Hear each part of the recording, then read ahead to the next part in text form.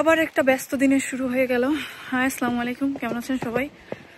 সোমবার, সো আরাফের স্কুল, ওকে স্কুলে দিয়ে আসবো। প্লাস হচ্ছে ওর স্কুলে একটা সেমিনার আছে, ওটা হচ্ছে বাচ্চাদের মেন্টাল হেলথ নিয়ে, ওটাতে অ্যাটেন্ড করা লাগবে, ওটা অ্যাটেন্ড করব।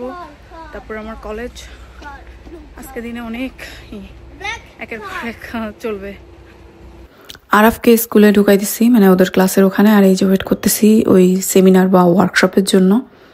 ওখানে এখনই হয়তো ঢুকবে। এই যে ভিতরে বসে পড়েছি, আরও গার্জিয়ানরা এসেছে। তারা ম্যাক্সিমামই আর কি মা, মানে বাবা দেখলাম না কেউ আসছে, বাবা আসছে। মানে এই যে এখন রিফ্রেশমেন্টের ব্যবস্থা ছিল, আমি একটু কফি খেয়ে নিলাম, যদিও সকালে 1 কাপ খেয়েছি। আজকে এদের টপিক ছিল হচ্ছে বাচ্চাদের অ্যাংজাইটি, সাথে সাথে যে বাবা মারাও কতটা ইসের মধ্যে থাকে ওইটা নিয়ে, যে বাচ্চারা দেখা যায় ম্যাথে ভয় পায়, ম্যাথ টেস্ট, ইংলিশ টেস্ট বা সুইমিংয়ে, এই জাতীয় জিনিসগুলো তাদের কিভাবে অ্যাংশাস করে, এই টপিক নিয়ে ছিল। এরপরে বের হয়ে গেলাম ক্লাসের উদ্দেশ্যে। যাওয়ার পথে ফুলটা দেখলাম, মনে করলাম যে একটা ছবি নিয়ে নিই। অনেক সুন্দর, একই গাছে 2-3 প্রকারের ফুল ফুটতেছে মনে হচ্ছে, খুবই লাগতেছে। আমি যথারীতি বাসে উঠে গেছি টিকিট কেটে, এবং বাসের আমি উপরতলায় উঠছি।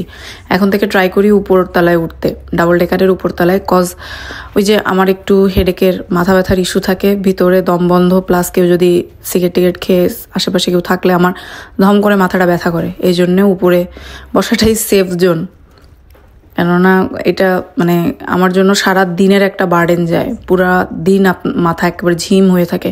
আমি জানি আমার মতো আরও অনেকেরই এই সমস্যাটা আছে। এটার একটা ওষুধও আছে, কিন্তু ইউকেতে তো আর আমি যেখানে সেখানে যে ওষুধ নিতে পারবো না।